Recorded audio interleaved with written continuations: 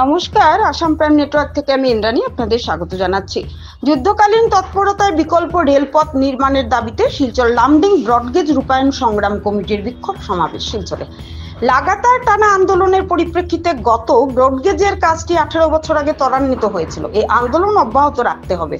যোগাযোগ ব্যবস্থার বর্তমান পরিস্থিতির কথা মাথায় রেখে চন্দ্রনাথপুর থেকে লঙ্কা হয়ে গুয়াহাটি যাওয়ার বিকল্প রেলপথ যুদ্ধকালীন তৎপরতায় শুরু করার দাবিতে শনিবার শিলচর রেলওয়ে স্টেশন চত্বরে বিক্ষোভ সমাবেশের ডাক দিল শিলচর লামডিং ব্রডগেজ রূপায়ণ সংগ্রাম কমিটি। এদিন কমিটির সদস্যরা জমায়েত হয়ে প্লেকার্ড হাতে বিকল্প রেলপথ নির্মাণের সার্ভে রিপোর্ট জনসমক্ষে তুলে ধরার পাশাপাশি ডিপিআর তৈরি করে কাজটা এবছরেই শুরু করার জোরালো দাবি জানিয়েছেন তারা। বিষয়টি বরাকের জনপ্রতিনিধিরা সদনে তুললেও জনগণ যাতে আশ্বস্ত না হয়, নিজের সমস্যা ও অধিকারের লড়াইকে জোরদারভাবে এগিয়ে নিতে সকলের সহযোগিতা কামনা করেছেন তারা। পাশাপাশি আন্দোলনের মাধ্যমে বিকল্প রেলপথ নির্মাণের কাজ দ্রুত সম্পন্ন করার জন্য সরকারের উপর চাপ সৃষ্টি করতে হবে বলেও এদিন জানিয়েছেন তারা। রেলপথ ও সড়কপথের জন্য এতদ অঞ্চলের জনগণকে কেনই বা বিচ্ছিন্ন হয়ে থাকতে হবে, এ নিয়ে প্রশ্ন উত্থাপন করেছেন কমিটির সদস্যরা। বরাকের মানুষকে কেন এভাবে উপেক্ষা করা হচ্ছে, কেন জনগণকে গুরুত্ব দেওয়া হচ্ছে না, এসব বুঝেও বরাক উপত্যকার মানুষ চুপ করে বসে আছেন। কেন্দ্রীয় রাজ্যে ডাবল ইঞ্জিনের সরকার থাকা সত্ত্বেও আজ পর্যন্ত মহাসড়কের কাজ সম্পূর্ণ হয়নি। বিজেপি ক্ষমতায় আসার পর ব্রডগেজ এসেছে বলে বারবার দাবি করছে। বিষয়টি সত্যি হলে গত 10 বছরের মাথায় শিলচর সৌরাষ্ট্র মহাসড়কের কাজ কেন সম্পন্ন হয়নি, প্রশ্ন উত্থাপন করেছেন তারা।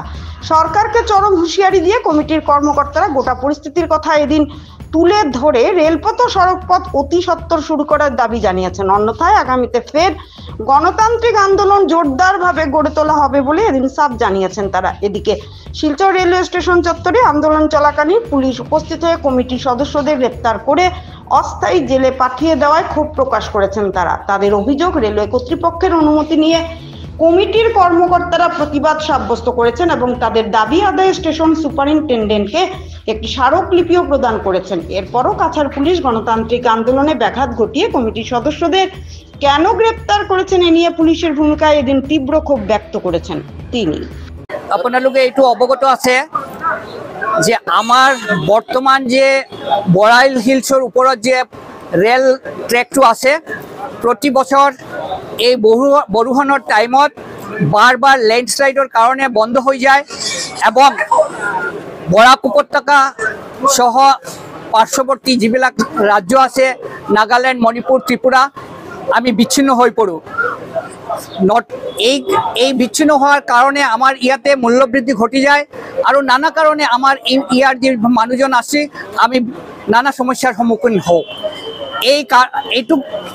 এই পাহাড়ের উপরের যে ট্রেকটো আছে, এই ট্রেকর কামৰ সময়ত ব্রডগেজ রূপায়ণ সংগ্রাম কমিটি বহুবার এই পাহাড়ত ভিজিট করেছে। আমি টাইম টু টাইম এই মাটির যে কন্ডিশন, এই কন্ডিশন লগতে কামৰ গুণগত মান ঠিক হয় নাই বলি আমি ৰেল মন্ত্ৰকৰ সন্মুখত আনিছোঁ, কিন্তু তেতিয়া এওঁলোকে সেইটো তিমানখিনি নজৰত লোৱা নাই। আমি তেতিয়াই গম পাইছিলোঁ যে এনেকুৱা এটা বিপৰ্যয় হৈ থাকিব।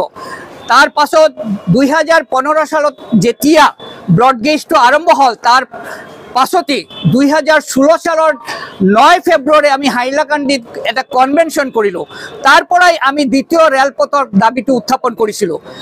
মাজতে শুনিছোঁ যে এইটোৰ কাৰণে ৰেল কৰ্তৃপক্ষ আগবাঢ়ি আহিব, কিন্তু লাষ্টত আমি গম পালোঁ 2022 সালত এওঁলোকে স্বীকাৰ কৰিলে বা গম পালে ৰেল কৰ্তৃপক্ষ যে এটা দ্বিতীয় ৰেলপথ লাগে, কাৰণ বৰ্তমান ৰেলপথৰ লগতে কোনো সেকেন্ড ডাবল ৰুট কৰা নাযায়।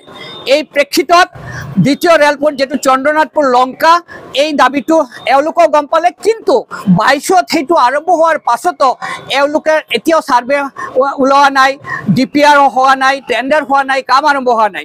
পৰিপ্ৰেক্ষিতত ব্ৰডগেজ ৰূপায়ণ কমিটি যোৱা 15 ফেব্ৰুৱাৰীত গান্ধীবাগত এটা গণসমাবেশ কৰিলে, 3 উপত্যকাৰ 3 জেলাৰ মানুহজন লৈ। তাৰ পাছতে আমি ৰেলমন্ত্ৰীত একটা মেমোৰেন্ডাম দিলোঁ। 6 মাৰ্চত আমি যন্তৰ মন্তৰৰ এটা ধৰ্ণা দিলোঁ। তাৰ পাছত মিছন ৰঞ্জন দাসৰ লগত মিলি আমি ৰেলমন্ত্ৰীৰ ওচৰত মেমোৰেন্ডাম পঠালোঁ। আমি গম পালোঁ এতিয়াও একক ৰিপৰ্ট পোৱা নাই।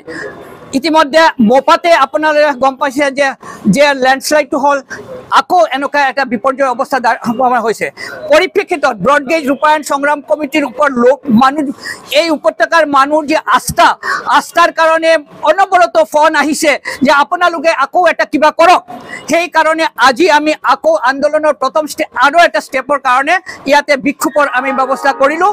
এতিয়া এই বিক্ষোভৰ পাছত আমি এটা মেমৰেণ্ডাম ৰেল মন্ত্ৰকৰ কাষত পঠাম এই সুপাৰিনটেণ্ডেণ্টৰ মাজত দিয়া।